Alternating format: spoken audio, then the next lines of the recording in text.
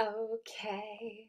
Today I brought my feathers. I had some music. I have been so excited for this conversation with you guys since it like landed in my body that I needed to do this. And the amount of times that I have gone through the like, what do I want to say? And what do I want to talk about? And do I need slides? And should there be a, you know, an open and a all of the things that you're supposed to do when you do an event, and it just was very obvious to me that this is a conversation that needed to be a conversation. This was not, I didn't want this to be a watch my slideshow and hear my pointers. I wanted you to hear my heart and soul in this. And I'm sure there's going to be lots of nuggets that you're going to probably want to write down. I do have some little things we're going to do together, and I have some opportunities, invitations for you to take what we talk about today and implement it into your life, into your business. But one thing you need to know about me is that everything in my world is an invitation. So I will give suggestions, I will share information, I will teach on the things that I believe in and I know to be true, and you get to decide what lands and what doesn't, what you take with you and what you leave behind. And that is the invitation always, okay? The whole point of us being here today inside the 1% mindset, whether you are here with me live or catching the replay, is that this is your invitation to start doing what others are not willing to do, to do the things that maybe you're not willing to do. And in saying that, please know that this has come to life for me because I got called out and called forward, because I recognized that there were so many things that I was saying and not in fact doing.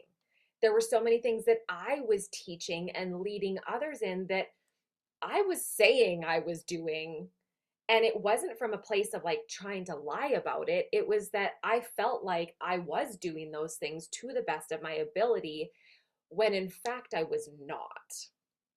And when we become aware of these things, it's just an opportunity, it's just information.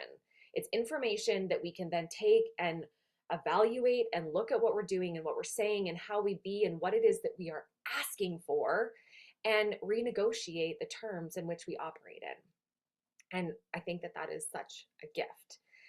So, hello, good morning. Welcome to the 1% Mindset. My name is Amy Walker. Some of you in here are going to know me. Some of you are not going to know who I am. And I really, really love that this conversation has brought women in who have not yet been a part of my world, who have not yet had the opportunity to experience the work I do or who I am. So I want to just take a minute this morning to introduce myself.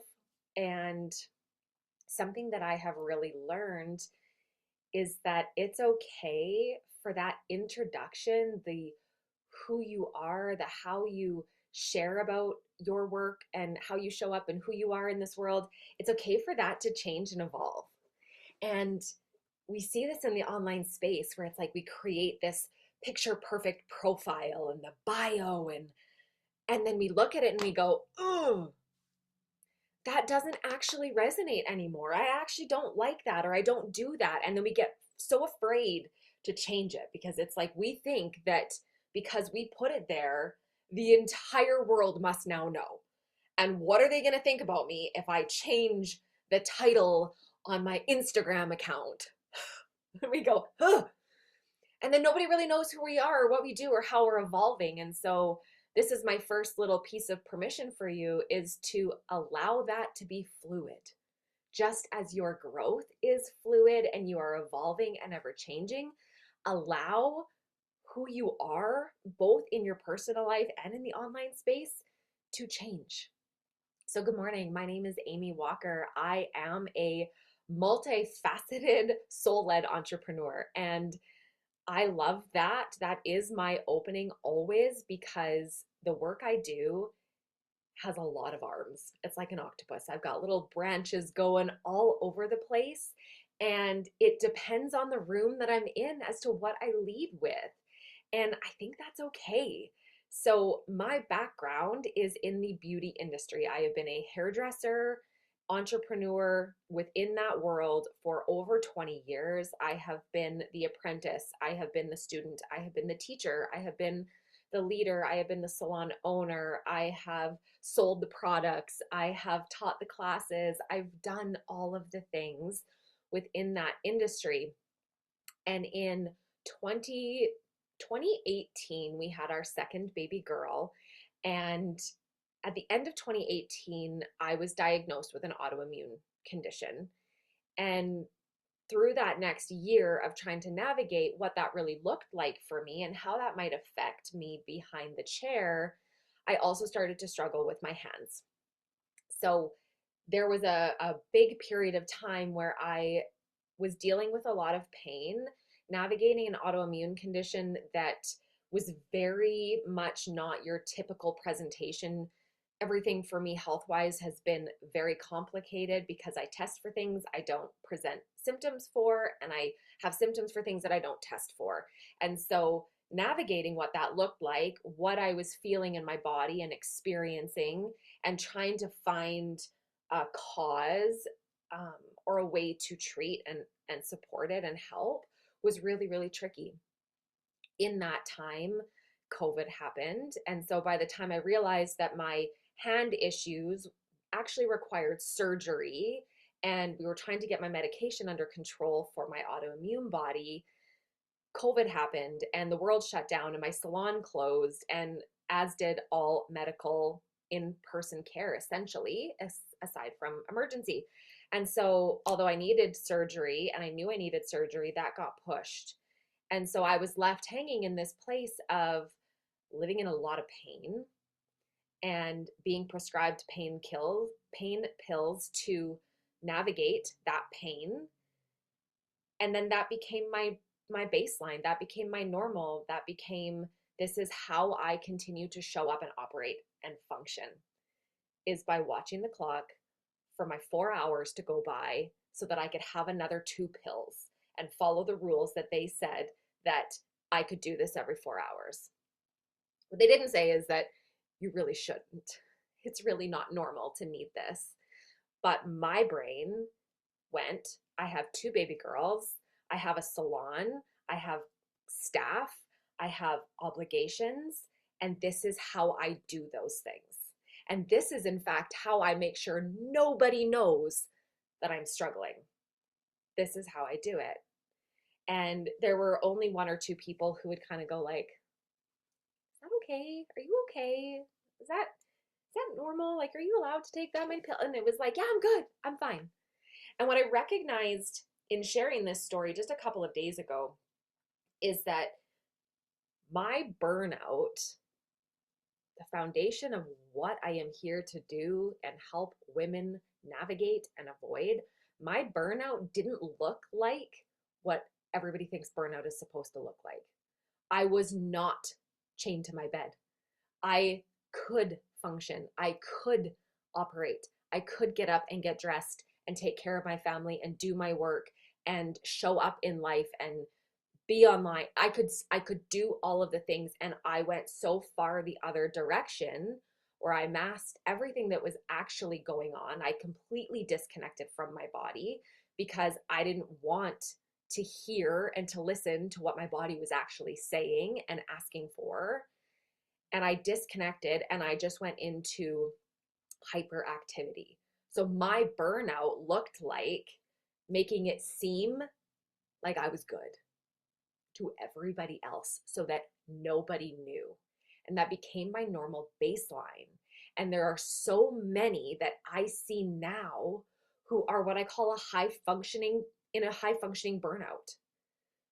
That it's like, if I just keep going, if I just do one more thing, if I just say yes to this, if I just help them, if I just,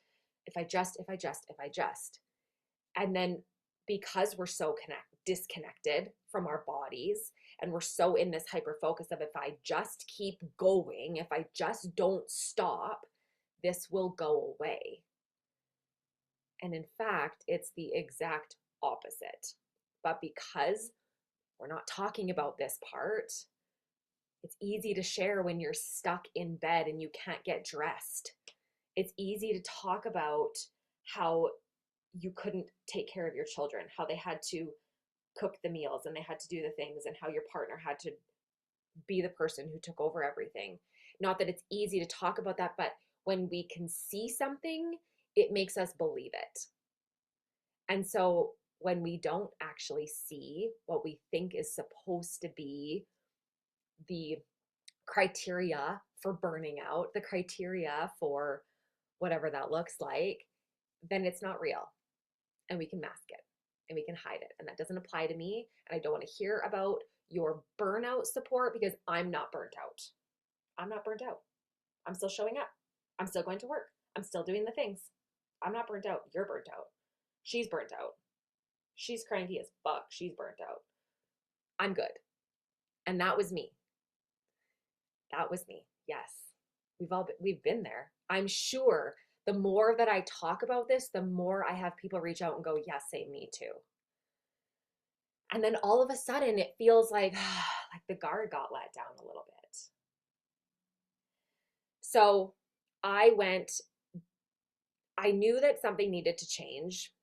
I went and had my first surgery. It took me 10 months to get back to holding a pair of scissors. And that time I realized this might be the end for me. Then I went into my second phase of like losing my whole identity, it felt like, and being high functioning burnout.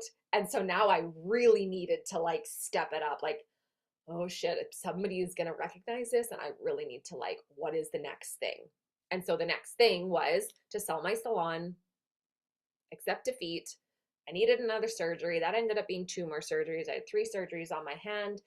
Can't see it now in here, but underneath this beautiful snake, there is a very large scar. So I had 3 surgeries in 4 years. I sold my salon. I stepped away from the chair and I moved into a job that felt easy and that fell into my lap, that I really didn't actually love, but I needed to do something. And so the way that I operated was to just keep going. Here's the next thing. Here's how I'm going to make money. Here's how I actually don't have to lose my identity in the beauty industry. I can just like pivot into something different. And so I did. And it was in that phase that I really started to see myself in so many other high achieving women in the beauty industry.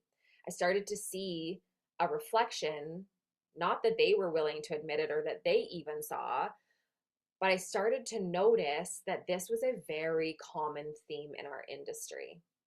And so on the path to my own healing and really going inward and trying to figure out what comes next for me, I recognized that I wanted to help women in my industry, but women in business, women in service-based industries, women as a whole, because as women, we are the natural caregivers, we are the nurturers, we are the ones who are expected to take care of everything. And so we end up in these high functioning burnout states and we call it normal. And everybody else calls it normal. Look at how do you do all the things? How do you keep it all together? How do you still have your hair done today? You look great, right? And so my mission really became to help women in business identify, navigate, and hopefully avoid and come back from burnout. That really became my mission. And so everything that I do now, I'm not going to talk about all the different branches of what I do now because that's not what we're here for. Everything I do now is very in alignment with one another. Everything I say yes to is because it gets me in front of the right people, or it helps my mission. It helps me work with more women who I desire to work with. Everything, all the pieces of the puzzle fit. And I can honestly say that everything that I'm doing, although looking quite busy to the exterior world, because they're things that I am very aligned with and I very much desire to be doing, they don't feel the same. I don't feel the same weight. I don't feel the same pressure because I'm doing it from a different place. And so 2 weeks ago, I went to an event called Billion Dollar Vision. And I sat in a room with very high achieving women. Let me back that up for a second. The lady who ran this event, she's been a mentor of mine for quite a while. A big part of what I've been trying to do as my highest self in my 1% energy is say yes to things that don't always make sense, but that I have that feeling of like, I think I need to do this. I don't know why, but I think I need to do this. So 1 year ago, I was at an event in Vancouver, and the Friday night, it was a 2-day weekend event. It's one of my favorite events. I go to it every single year. I got to be on stage last year. It was very, very, very cool, very neat experience. But on the Friday night, everybody that I knew there was busy with like a private thing. And so I had the evening to myself. And inside of the Facebook group for the event, there was someone who posted, "Hey, I'm by myself tonight. I'm going to be in the restaurant for dinner. If anybody would like to join me, I'm happy to hang out." And I saw it and I went, well, I'm by myself and I'm going to go down there and have dinner. So I don't know who this person is, but like, we're here for the same reason. Let's go meet her. So I go in and I sit down. She's already at the table. She had messaged, "I'm just finishing shopping. I'll be there in a minute." She sits down with her Gucci bag, her Gucci, like shopping bags. We've got like a Gucci bag. There's a Louis Vuitton bag. There's like, I'm sitting here going, who am I sitting with? Like, who is this person? What did I just get myself into? So we talk. It's very chill. Her and I have the most incredible conversation. It's like we've known each other for our whole lives. It was very interesting. It was not ever about status or what she does or what I do. It was really just two women with similar goals at an event for a similar reason, getting to know one another. And so I learned so much about her. Had I known who she was and the level of business that she was in and like her level of success at that point, I don't know that I would have gone, if I'm being completely honest, because I felt very out of my league when I realized who I was sitting with. And so I said yes because it just felt right. And so I just said yes. And that was really the start of me saying yes to things that didn't necessarily make sense. And I didn't really know why I was saying yes or why I wanted to say yes, but I just knew that there was a reason. So I have gone on to work with her since then in a very high level capacity. She's an incredible human. She has a media company, a magazine. I was just published in one of her magazines. Like, it has been the most incredible experience. So she was hosting this event called Billion Dollar Vision. It was earlier this year, and I wasn't able to go, in Madison, Wisconsin. And then she hosted a Billion Dollar Vision VIP. There was 10 women. It was very intimate, very small. And I wanted to be there so bad. And I couldn't say yes. In my head, there was all the reasons why I couldn't spend the money. I couldn't go. I had all these things going on. And so I didn't. So 4 days before the event, the event was starting on a Thursday. Yes, Thursday. On Sunday, she messaged me and said, "Hey, a spot has opened up and I would love you to come.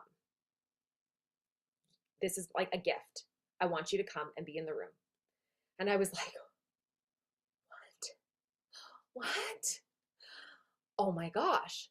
So I sat with it and I got online and I looked up flights and I looked up hotels and I went, there's no way. There's no way. The flight was so expensive. It was like $2,500. The hotels were like, I was like, there's no way I can say yes. I'm a mom. That's irresponsible. Who am I? Like, I can't do it. And I said, you know what? I love you so much. I'm so grateful. I can't. Okay. 2 days go by. She messages me on Tuesday night and she says, "Are you sure?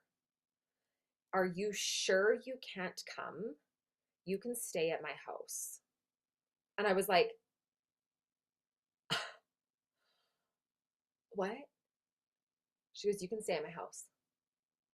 And I went, huh. So then I got back online and I decided to look at a different airport. Got myself a flight, $800. Like I was staying, that's all I had to pay for.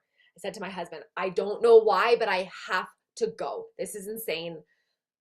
Everything over that night was arranged. Kid care, my husband was on his way home. We were going to like tag out. Everything was good. I was able to move my appointments that I had. Like everything just aligned. And so Wednesday morning, I hadn't booked the flight yet. But Wednesday morning, it was like, I just need to hear this one more time from her. Like, can I really stay with you? Are you really giving me a ticket to this? Like, why are you doing this for me? And we got on a call and she hadn't read my messages. It was like, I just need to hear you say it before I book. Like before I buy this ticket and leave town. I would have had to leave town in 30 minutes after booking that flight. She goes, why are you talking to me right now? Like, go book the flight and let's go. I'll see you tonight. And it was like, oh my God. So I booked the flight. I took my kids to my mom's. I packed my bag and I went. And as I was driving, she called me and she said, or she sent me a voice message as I was driving.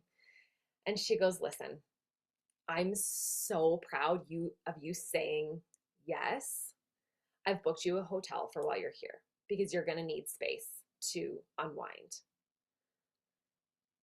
I don't share that with you as like a, look what I got. I share that with you because those things happened for me because I was willing to say yes to things that were meant for me, but that didn't make sense. It was not easy to say yes. That was not an easy decision. It took me 4 days of navigating what that looked like and 4 days of my brain going, this is so irresponsible. Like, what are you doing? Why would you say yes to this? Your kids have things going on. You have work. You can't just pick up and go to Madison, Wisconsin for 4 days. Like, what are you doing? And those decisions are the decisions that the 1% make. So when I sat in that room, what I realized, and the reason that we are here today and I am sharing this conversation with you today is because sitting in that room with very high level women, there was a very distinct difference between those of us who had one foot in our safety net and those who went all in on themselves, that trusted even when it didn't make sense and went all in on them. And that is the 1% mindset. It is not about being reckless and careless. We're going to dive into this. It's not about being reckless and careless. It's not about doing things that don't make sense and hoping for the best. It's about being very connected to yourself. It's about having so much self-trust and safety in the body that we are able to move from a place of conviction. So when I talk about 1 foot in our safety net, my 1 foot in my safety net has been my job, my like job that I work for somebody else. It's a consistent paycheck. I know every 2 weeks that paycheck is going into my account. I know what I need to do, and I have a boss telling me the things. For me, that has always been my safety. It's also always been the thing that takes me away from actually doing the work that I want to be doing. It's also the thing that makes my ego come in and go, you have responsibilities to someone else. You have a responsibility to somebody else's business, somebody else's company, to do the work that they pay you to do. And so I have very much leaned on, well, I can't do this because I have work. And I'm not saying go quit your 9 to 5. But I have a much bigger vision and a much bigger mission that I deeply desire to bring to life. And it does not involve that 9 to 5. In fact, my 9 to 5, loosely I use that 9 to 5, is the thing that has held me back. It's the thing that has been in the back of my mind going, but you have a job, but you have responsibilities, but you can't do this. You can't launch the program. You can't go to the event. You can't say the thing today online because you're supposed to be working. It's been my safety net. And when I sat in that room with women making millions of dollars, I am talking about women who they've been in it for a long time. They've succeeded, they've failed, they've grown, they've let stuff go, they've evolved, they've transitioned their companies from here to like they've done all of these things. And there was a divide between those of us who were too afraid, and I'm calling myself out here. Like, I am calling myself out in this. This is not from a place of shame. This is not from a place of us not doing something. It's genuinely that those of us who are stuck in our safety nets, our businesses are not growing the way we want them to because we have not fully committed to those things. And so when we talk about the 1% mindset, this really wasn't even a conversation that came up necessarily when I was at the event, but it was the underlying theme to everything. It was the underlying theme of the reason they call them the 1% has actually nothing to do with the dollars in their bank account. And I really, really want you guys to hear me when I say that being in the 1% is not about the dollars in the bank account. It's not about your fancy cars and your fancy clothes and the fancy trips and the things that you get to do. It's not about preaching online that you had a $30,000 month or $100,000. Like, that has absolutely nothing to do with it. Those things end up being a byproduct of a 1% mindset. Those things end up being the byproduct of living in alignment and trusting yourself and being willing to do the things that other people are just not willing to do. And it has been me for a very long time. I have genuinely lived what I feel like is my whole life doing this. And to take that one step further, my second realization this week, I teach in real time, you guys. I teach in real time. I am not gatekeeping anything over here. And I am sitting here almost receiving as much of these words as I am sharing with you, knowing that this is just what needs to come out as for our collective.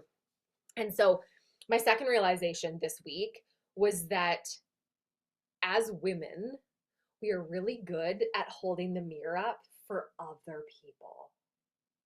Look at how amazing you are. Look at how beautiful you are. Look at all the things you do. Look at all the things you achieve. Look at your beautiful family and your beautiful home. And oh my gosh, we just pour into other people. And in the beauty industry, it's literally our job. The job is literally to have the entire focus be on the person sitting in the chair in front of us. It's not on us. It's not for us to be seen. And so we have a really hard time turning that mirror around on us. We have a really hard time celebrating ourselves. And we have a really hard time letting anybody else know anything that's going on with us because the focus has always been on the other people. And I love that. I love that part of my job. I would not change that part of my job, to be totally honest. It's just that it's the thing that I've hid behind. And I've allowed it to be the thing that I've hid behind. So much so that my dad didn't know a big part of my story. Like, I shared this with him the other day, or shared it online, and I had this article published in the Aralis magazine, and it was so cool and so neat to see my words and how it was translated through their lens. And so my dad, he called me. I was in the airport in Madison My luggage got lost. It's a whole thing. I have the worst luck. I should really do just carry on, but I have zero ability, as we can see, because I wear feathers and I always have luggage and it always gets lost or behind or whatever. So I'm sitting in the airport midnight waiting for my luggage to arrive. Otherwise, I'm showing up in my sweatpants to $1 billion vision. I was like, this is a nightmare. Like, I need my luggage to get here. So I'm sitting and my dad calls me. He's a night owl. And when he knows when we're traveling, he's the one who calls to chit chat. And so he goes, so how come you never told me that you had a article published in a magazine? And I was like, yeah, I didn't tell you that. And it was in that moment that I went, there's a lot that I don't tell people. There's a lot that I don't share because I've been really stuck in that not allowing other people to see me because I want other people to see themselves. I want to reflect back to people their magic, not mine. And so he asked if he could borrow the book. They had ordered their own. It's downstairs. I should have brought it up here. It's beautiful. It's a hardcover, beautiful magazine. So he asked to borrow it because he wanted to read it. So I got it back from him yesterday and he's like, wow, there was a lot in there that I didn't know about you. And I went, okay, time to start sharing my real story. Time to start sharing the parts that I've been hiding that I actually really would like people to know about me because I think it makes me really relatable to those who I actually want to work with. And so my first invitation to you today in this conversation is, where are you hiding? And what parts of you are you hiding that actually are the parts that make you really relatable, but that feel a little bit scary to share? It felt a little bit scary to share that I very much borderlined on being addicted to painkillers. In fact, I probably was addicted to painkillers. My doctors probably would have. They stopped prescribing them for me because they said, like, you don't need this. You shouldn't need this at this point. So that felt scary for me to say out loud. But I know I'm not alone in that. And it's just a part of my story. And the more we can normalize those parts of our story that make us really relatable, but that feel a little scary, the easier it gets. So what I want to share is that doing these things, making these moves, showing up with your feathers, sharing your story. Like, why did I need to wear feathers today? I don't know, because it was in my closet and it felt fun. We're talking about the 1%. I can't show up here in my pajamas and ask you to do things that only 1% of people are willing to do. So I showed up in my feathers. Here we are. Let's do it. But there's so much judgment around that stuff, right? It's like, I can't do that. Like, could you imagine if in my little small town Cranbrook, I go to the grocery store in my feathers, the looks I would get? Oh, could you imagine? After my event a couple weeks ago, I had my pink sequin pants on and my black top. I was going to wear the feathers, but I didn't wear the feathers, but I had pink, bright, hot pink sequin pants on. And we were all going out for dinner and somebody asked me, do you want to go home and change? And I was like, no, I'm in my energy. I'm in my zone. I'm wearing my pink sparkly pants. And we went to the hideout and I got a lot of stares, but I got a lot of, hey, nice pants. I thought, thanks. Like, where are we gatekeeping because we care what anybody else thinks? I don't care if you don't like me. Truly, I've really stepped into that. I don't care if you don't like what I have to say. I'm not here to be palatable. I'm not here to sugarcoat. I'm here to call you forward, not out. I'm here to share this from a place of love and from a place of me too. Me too. This is something that one of my mentors taught at an event, and we did it this weekend, 2 weekends ago. This means me too. Like, I see you, I got you. Me too. The amount of times that I've gone to, like, heard somebody speaking just like out in public and I wanted to do this. And sometimes I do. And it's like my own little way, even if they don't know it, like me too, same. Me too, same. And we need more of that. And so if you take nothing else from this today, please know that your 1% mindset, your 1% self, your highest self is your fullest expression of you and allowing it to be seen, which is hard. And I feel that. So a big part of the work I do, and we're seeing this more and more, but I've still got myself into some big high level rooms where this conversation has never been spoken. I taught inside of someone's private membership community, and these are also very high level women, and I taught them about breath work, and they had like no idea. It was the first time for some of them that they had even felt what it felt like to take a deep breath all the way into their belly. So the foundation that I teach on is a body first approach. And this is part of what the 1% are doing, part of the 1% mindset, and the 1% who are doing the things then that we're watching come to life and wondering, how are you doing that? How is that possible?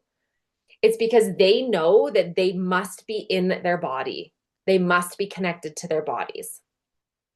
And this is not just about deep breaths, although it's a great place to start for somebody who's never experienced any type of somatic work and getting into their body, somebody who is very disconnected from their bodies.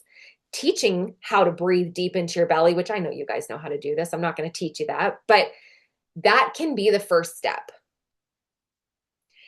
And the more that we connect with our bodies on a physical level, the more that we can sit in sacred silence and stillness and notice what is happening in our bodies, the more safety we can build. All of it is information.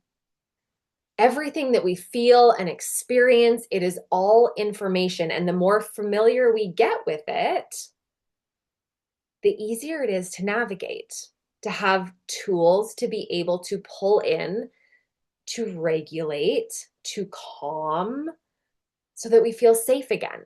And so when we talk about calming, regulating, these are tools. I teach nervous system regulating tools as ways to bring yourself out of like a fight or flight or like a freeze fawn state. So when your body is like your internal alarm system, but it doesn't know the difference between I'm going to say something online and it feels really scary and I'm a little bit nervous, and like there's someone breaking into my home.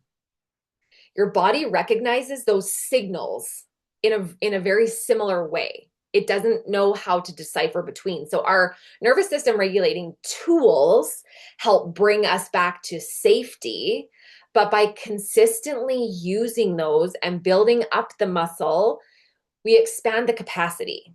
So all of a sudden, posting something edgy online or reaching out to a client that we kind of really want to work with or asking to be on someone's podcast that we'd really love to be on doesn't send us into absolute fight or flight where we need to save ourselves and abort mission. And that was what I really had to do in those 4 days of being offered the gift of going to $1 billion vision, because my body reacted. And it told me all of the reasons why this was not safe. Don't do this. And so I really had to lean in and like shut everything else out and navigate what was happening in my body, bring it back to a place of calm where I could really see and navigate what was presented to me, and then move from trust. So what I want for us to do, this is just like a little activity, if you will, is I want you to think of the thing right now that you want to do, but you're scared to do. Maybe it's post online. Maybe it's send a bit of like a controversial email. Maybe it's reaching out to somebody that you want to work with or be on their podcast, or maybe it's launching a program. Maybe it's putting your work out there to be seen. Maybe it's sharing your story in front of an audience that you haven't done before. So I want you to just like maybe for a second close your eyes, and I want you to think about that thing, whatever that thing is, that edgy piece, the thing we want to do, but we're afraid to do. And what will people think? And what does that judgment look like? And what if it fails? And what if it doesn't work out? Now, I want you to notice what is happening in your body, in your physical body. Is there somewhere in your body that just got really tight and tense? Is there somewhere that you're feeling some tingles? Maybe if it was wanting to say something that you haven't said yet, maybe your throat feels like it's closed up a little bit. For me, I get it right in like the center of my rib cage, right before your belly. Like that's where I get my tight, tense, like I can't take a deep breath. Maybe it's in your hips or your hands. Start to notice in your body where the sensation is and what the sensation is. And once you have, maybe it's multiple spots, that's okay. Don't let it mean anything. Just notice it. And once you have that, I invite you to take just a deep breath, and I want you to visualize that breath going right into the space where you're feeling the sensations. Deep breath. And as you exhale, I want you to visualize actually releasing just a little bit of that tension, a little bit of that tingle. Let the breath all the way out. And I want you to do that a couple more times into that space or into those spaces. And just inviting the breath in, envisioning it being healing, being calming, almost like it's wrapping that space in a nice warm hug. And then on the exhale, envisioning it's almost like you're grabbing hands with it and saying, like, I love you, but you can't stay. I love you, but I don't need you in this moment. And notice how quickly maybe your heart rate slows down. Maybe that tingle isn't so tingly. And if it still feels very present, I invite you to put one hand on that space. One hand on your body where you're feeling that sensation, and take another breath.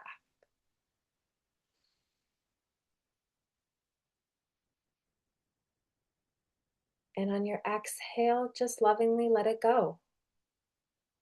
Envision it going, thank you, I love you, but I'm good. I got me. And it doesn't mean that we're fixed. It doesn't mean that we're healed. It doesn't mean that this is never going to come up for us again. Your nervous system, your subconscious, this is like a muscle. We are strengthening the muscle of the I got me. Okay, I feel you. I see you. Thank you for protecting me. But I got me. I got us. And sometimes you can open your eyes when you feel ready. Sometimes that's all we need is to be able to take that very mindful moment, allow whatever it is to come up, and then let it go.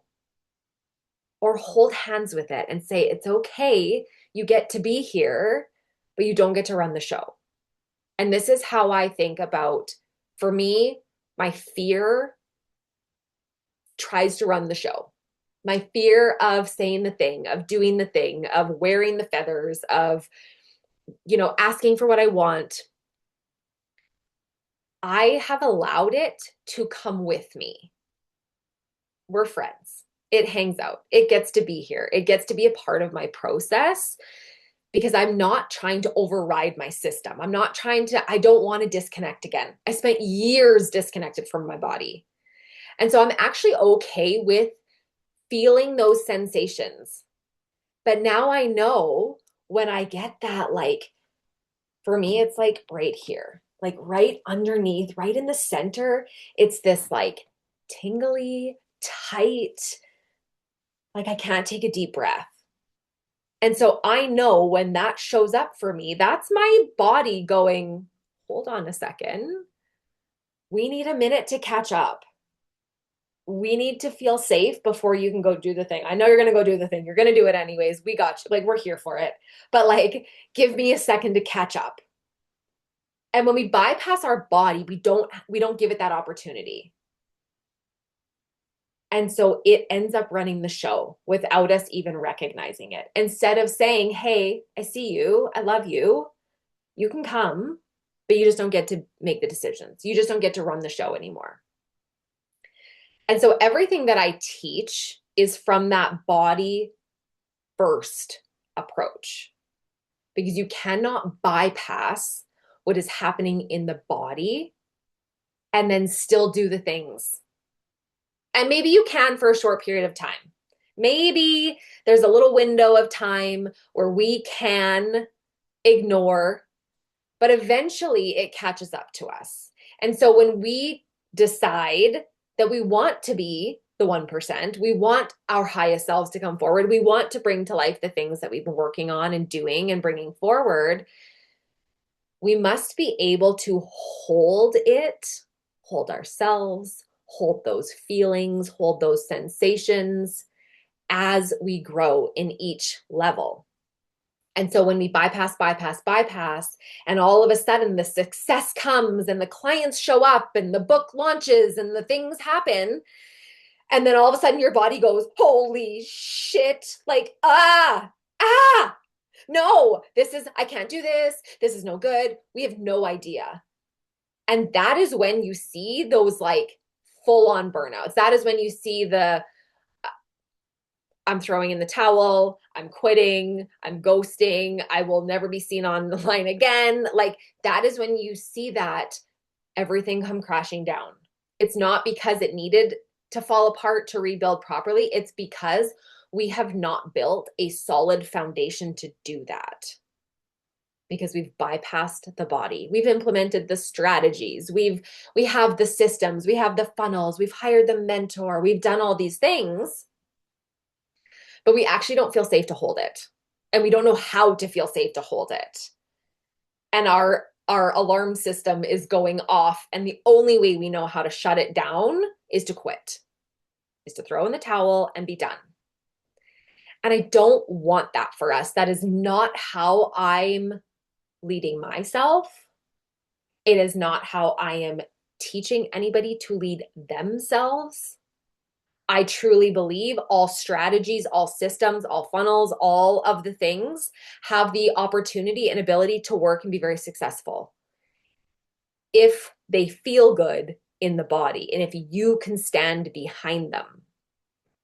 So what I see as being more important in this day and age, in this 2026 of building businesses and doing the things and being fully expressed and becoming the 1%, is not how good your website looks. It's not what kind of a person you've hired to support you. It's not how many clients you have or what the steps are to get them into the things. It's not even about how good you are at your job. You're all amazing. You're incredible. Your zones of genius and the work that you do in this world is the only way for the people who are going to come and work with you. But if you can't hold that in your body, if the stories that we're telling ourselves the old conditionings, the rules we need to follow, the things we're supposed to be doing. I should do this first, but I kind of want to do this first, but I'm supposed to do this first. That is the shit that like burns everything down. And it's the whole reason that I wanted to have this conversation. It's the whole reason that I put together an entire program that walks us through these steps, because we live in a world of a lot of noise. Everything is online. Everything is accessible. Everyone has an opinion. And everyone has something that they're going to tell you that you should be doing. And anybody who's been in my world for a minute has heard me say that your shoulds equal shame. The moment you say to yourself, I should do this, I should say this, I should do this first, I shouldn't do that, your body interprets that as shame. And before you've even taken action, you now have shame living in your body because you didn't do it the way that you were supposed to do it.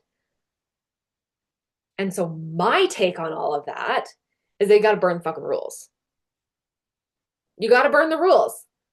So many of us, how many of you heard as kids, money doesn't grow on trees? Money is only for the greedy. Those who have money, they're assholes. You got to go to school and get a job and pay somebody else for your whole life, and then you're going to die and you have nothing anyways. Like, we've all had these stories, and we love our parents. We love our grandparents. They did the best that they could. They taught the way that they knew how. We just don't live in the same world. And more, we're recognizing that that in fact is not the only way to do it. But we are very conditioned to believe that because that's how we've been taught. That's what we've been told. It's the way schools are designed to teach. Like, it is reinforced. And so it becomes a truth that lives in our bodies. It's imprinted in our minds. And so if that is your core belief, then you will never feel safe enough to do the things to be in the 1%. And that's a harsh reality that I've had to learn. And I shouldn't even say harsh reality. It's not a harsh reality. It is an awareness that leads to a decision. I either choose to continue following the rules the way that I've been taught because somebody told me I should. I'm not going to ask questions. I'm not going to push back. I'm not going to do things differently because that's not what you do. That's not being a good girl. Yeah? What if you push back a little bit? What if you say, I actually don't agree with that?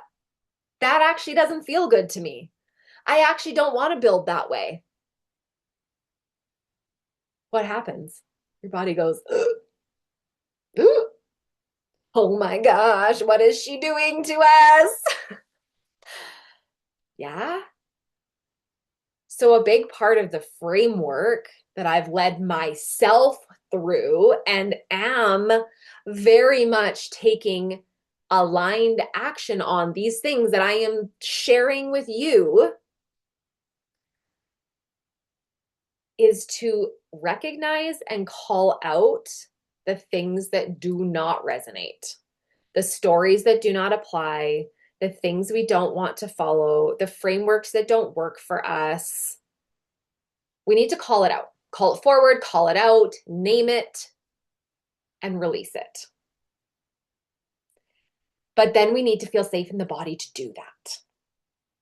So I work through bringing all that shit to the surface. Let your body feel it. Let your body react and respond and start communicating, because the only way that we can navigate that piece is to feel it. And until you feel it, you don't know what it is that you're navigating and working through. You don't know the signal when we're afraid, when fear comes in, when shame comes in, when doubt pops up, when the fear of disappointing our parents comes in. These are sensations that show up in the body, and until you can recognize them, you can't work through them. And so we bring all the things to the surface, we get into the body very deeply. We start to reconnect with the human, the mind, body, soul connection. We do the embodiment, we do the work to become or begin the process of becoming the woman who can say, that's not for me. Here's how I choose to do this. And then stand in that power. And it's being able to stand in that power and hold yourself in that power, even when it's hard. Because y'all, doing this stuff is not easy. It is not easy to say what you want. When's the last time you just straight up asked for what you want and were like, yep, that felt great. I just did it and it was terrifying. I've done it twice in the last like 4 days and it was terrifying. And each time was received with so much love because it came from a place of, this is actually not working for me. Here's how I choose to be. I regulated my human first. And then I asked for what it was that I wanted in a place of power and alignment and knowing for fact that that is what was best for me in that moment. And it was received with so much love. And I've done this in the past, and it was not from a place of alignment. It was from a place of underlying fear and anger. And that underlying fear and anger, because I never dealt with it, came through in my messaging. It came through in my conversations. And so I was met with edges. I was met with resistance. I was met with anger and frustration because that was in fact what I was leaning into. That was the energy that I was showing up in. And so it's really, really important that we are able to pinpoint and call forward the things that don't actually work for us anymore, then become the woman who can fully hold that and embody that so that when we take action, it's in a place of alignment, even if it's scary, even if there's fear, even if there's doubt. It's much easier to bring those things along with you from a place of power and embodiment than out of scarcity and shame and fear and not enoughness. Oh, 10:01. Oh my goodness. That was a lot. And what I really want you to take from this is that your 1% self does not have a dollar value on it. Your 1% self is about doing the things that everybody else is not willing to do. And the thing that everybody else is not willing to do is to allow the human to have their human experience and know how to navigate it, know how to move through it, be able to make decisions that are very, very aligned. And so that is what I teach inside of the Embody Cell method. And this was not about talking about that, but you're here for a reason. You said yes to being a part of the 1% mindset conversation for a reason. And sometimes we just need to know what comes next. And not like, how do I get to the next thing? But okay, Amy, I'm hearing you. I desire more, but I'm terrified.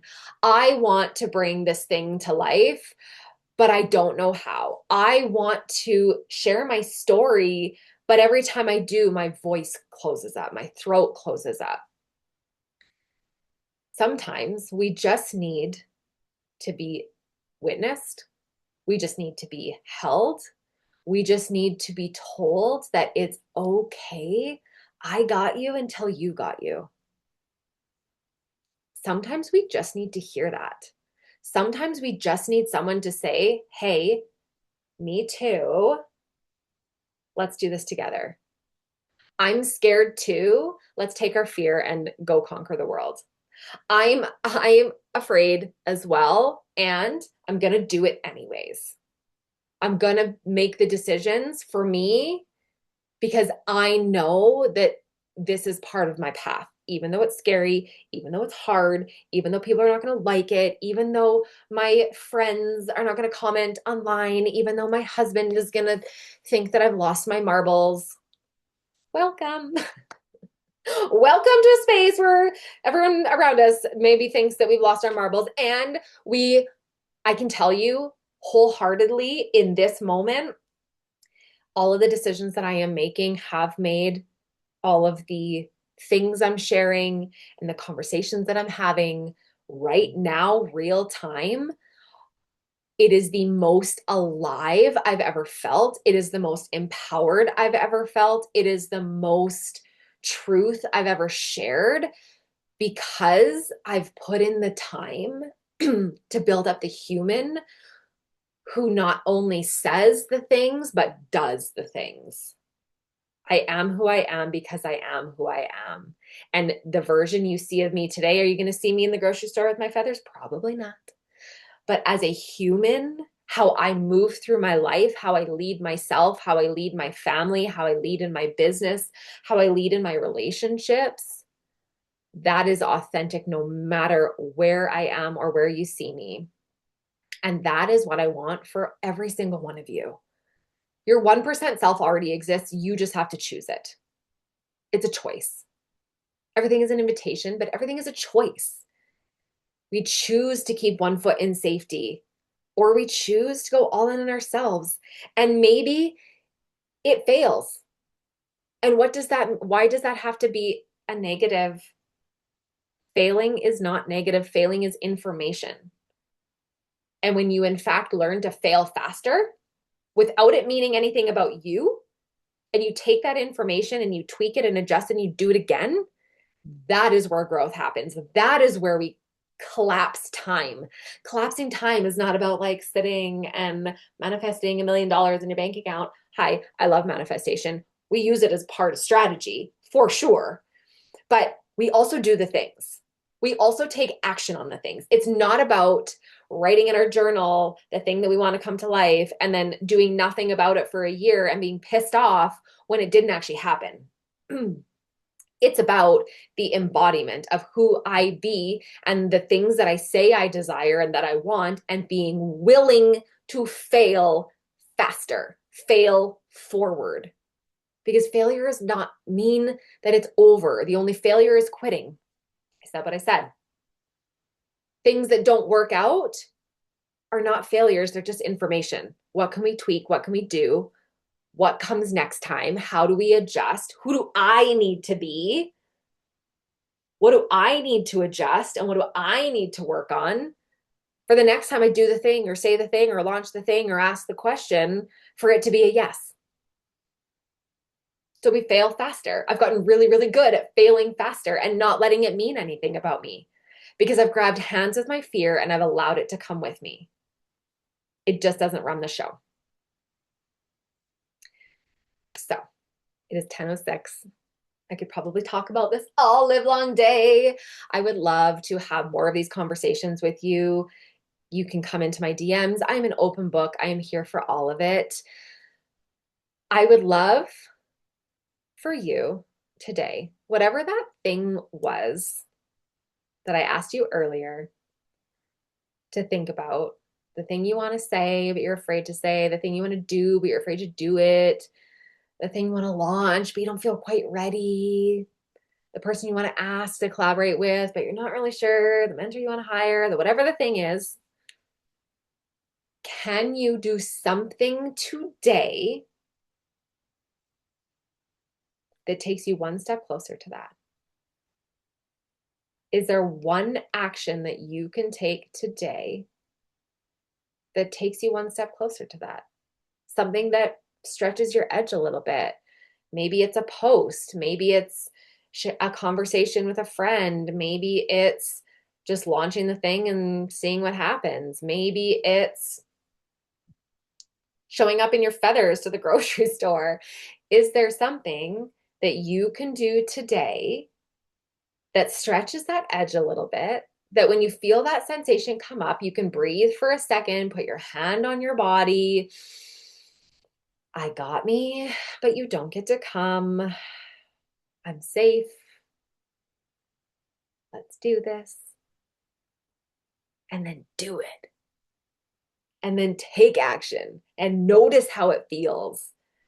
We can do these tiny little things that feel maybe a little not insignificant, but like maybe they're little and we're not really sure how they can move the needle forward. We're strengthening that muscle.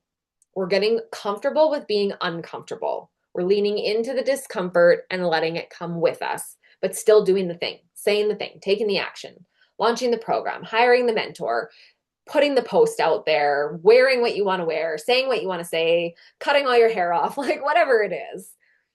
We strengthen that muscle so that the next time we can navigate that feeling faster. The next time you want to do something just a little bit bigger and that sensation comes up, we go, oh yeah, oh hey there, I got you, I see you. Okay, we're good. Moving on. It's not bypassing, it's noticing and being able to navigate it quicker, move faster. Yes? Okay. If anything about what we talked about today resonated, if you feel like 12 weeks of support would be helpful, if you feel like I know that I'm holding on to stories and beliefs of why I can't do this, but I'm not sure how to navigate it, I would love to invite you into the Embody Cell method, the second round.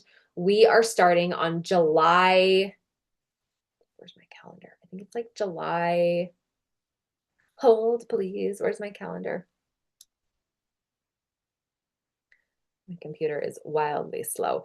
July 23rd, we are starting cohort number 2. This is 12 weeks of mentorship. There are bi-weekly calls, so twice a month you get a training, and there's a Telegram group that we do all of the support, mentorship, questions, networking. That is open the entire 12 weeks. We also have a 3-day immersion retreat at the end of our 12 weeks together. If you can't be like come with us for the retreat, I have alternative options. But it is 12 weeks of really burning the rules, getting really clear on what is not working, becoming the human who can hold it, and then launching forward and taking action. Fully supported, 12 weeks together. I would love to offer you a 20% discount to join us. So if that feels aligned, if you would love to spend 12 weeks with me and bring to life the thing that you've been working on, the thing that you've wanted, the relationship, the business, the plan, the whatever, this is your invitation. We have a couple of weeks before we get going. Get into my DMs, come over onto Instagram. I'm the Lux Leader on Instagram. I would love to support you. I would love to have a conversation, see if this is a good fit for you. With that, my loves, it has been my absolute pleasure to share all of this with you today. I hope that you got some value.